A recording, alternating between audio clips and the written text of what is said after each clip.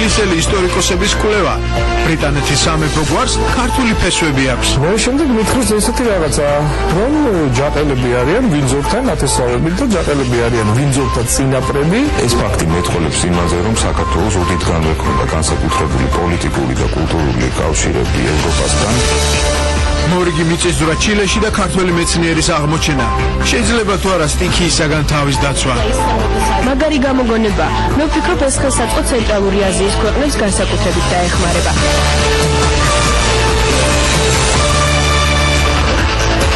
ეთერში კურიერი 9 საათზე დავით კიკალიშვილთან და დიანა ჯოჯოასთან ერთად. და მომდევნო 1 საათის განმავლობაში კურიერის გუნდი დღის მთავარი თემებისა და მოვლენების შესახებ საღამო მშვიდობისა. ისტორიის ბორბალი შესაძლოა ისე დატრიალდეს, რომ საქართველოს ტახტზე პრეტენზია უინძორებსაც გაუჩნდეთ. გუშინ კურიერმა ბაგრატონთა დაავადზე რეპორტაჟი გიჩვენა. დღეს კი ჩვენთვის ცნობილი ხდება ბრიტანელ მეცნიერთა უახლესი კვლევა. ამ ნაშრომის მიხედვით უინძორების დინასტიის გენეალოგიურ ხეში ქართველი ფესვები ურევია და ისინი ჯაყელების გვარს უკავშირდება უფრო დაწვრილებით.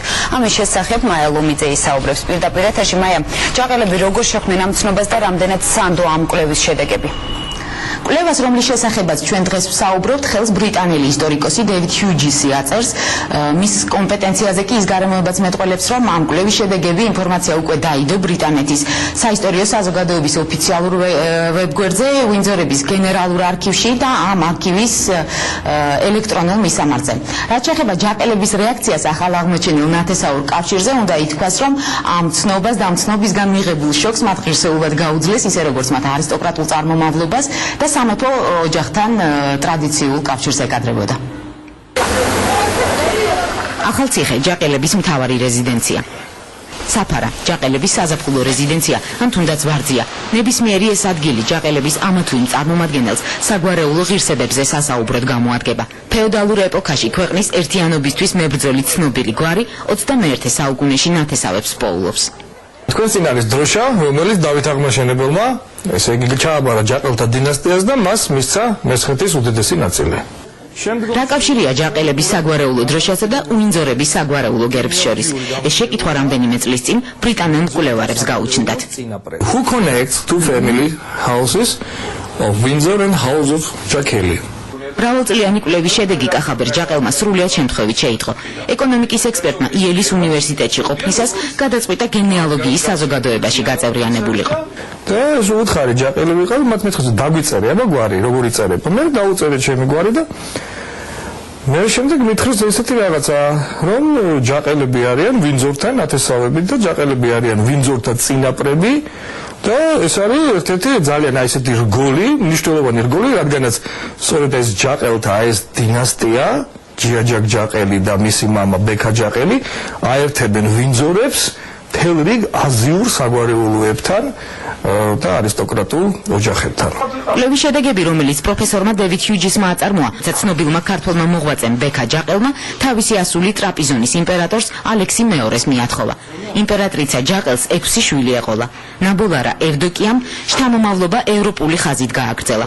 ჯაყელების გენმა მრავალ ფეოდალურ სისხლში გაიარა. მათი ერთი შტო ერთ ძალიან ცნობილ გენეალოგიურ ხეში ამ სახელებით სრულდება: პრინცი ჰარი და პრინცი უილიამი. მიხეილ ბახტაძე ფეოდალური საგვარეულოების მკვლევარია. უნივერსიტეტის პროფესორის დისერტაციის თემა სწორედ ჯაყელების ისტორია იყო. ქართულ წყაროებში მასაც შეხვედრია, რომ ბექა ჯაყელის ასული ბიზანტიის იმპერატორს მისთხოვდა, მაგრამ ჩვენს არქივებში ჯიაჯაკის არც სახელი შემორჩენილა და არც ცნობები მისი ქორწინების შემდეგ. დევიდ ჰიუჯისის დასკვნა ჯაყელებისა და ვინძორების ნათესაობის შესახებ მისთვის ნამდვილი სენსაციაა. ისინი იყენებენ ის წყაროებს, რომლებიც ჩვენ არ ვიცით. მე სამდე მათთან კონტაქტის დამყარება ნახოთ რა გამოვა და ძალიან საინტერესო საკვლევი თემა არის. ძალიან მნიშვნელოვანი და საინტერესო. კიდე ერთი შეიძლება დეტალი, მაგრამ ძალიან მნიშვნელოვანი ჩვენი დასვენება. უინძორების შტო, რომელსაც ჰარისა და უილიამის გავლით ჯერ ლედი დიანა სპენსერსა და უელსის პრინცთან, შემდეგ კი ელისაბედ მეორესთან მივყავართ, დედოფლის ერთ-ერთი დიდი ბებიის, მარია ადელაიდას შემდეგ იკარგებოდა. სამეფო ოჯახის გენეალოგებმა გადაწყვიტეს ეს ხაზი გამოეკულიათ და ჯიაჯაკ ჯაყელამდეც ასე მივიდნენ. ბექა ჯაყელსაც აქამდე სწამდა, რომ თავისი დიდებული სეხნიენსა და გვარის ისტორიის შესახებ ბევრი იცოდა. აღმოჩნდა, რომ ერთ-ერთი მთავარი დეტალი მათ ყველას გამორჩენიათ. ეს ფაქტი მეტყველებს იმაზე, რომ საქართველოს უდიდგანვე ჰქონდა განსაკუთრებული პოლიტიკური და კულტურული კავშირები ევროპასთან, ხშირ შემთხვევაში ნათესაური კავშირები ამა თუ იმ სახელმწიფოს სამეფო კართან განსაზღვრავდა ქვეყნის პოლიტიკურ ორიენტაციას და ძალიან მნიშვნელოვანია, რომ მიუხედავად მეზობელი ქვეყნების მხრიდან პოლიტიკური აგრესიისა, ყოველთვის არსებობდა სწრაფვა დასავლეთისაკენ. ახალციხეს ჯაყელების მთავარი ახლა ინგლისის საისტორიო საზოგადოების ოფიციალურ გვერდზეც დევს ვინძორების გენერალურ არქივშიც და მის ელექტრონულ მისამართზეც. მე ამ ფაქტის მერე ვინძორებს როგორც ჩვენი ნათესავება დაგვიქვა. რეზიდენციას, საფარას ჯაყელების საზაფხულო რეზიდენციას და უამრავ ციხეს საქართველოში, სადაც ჯაყელებს საგვარეულო ღირსებებზე საუბარი ხმამაღლა შეუძლიათ, კიდევ ერთი შეემატა ბრიტანეთის სამეფო სახლი, ბუკინგემის სასახლე.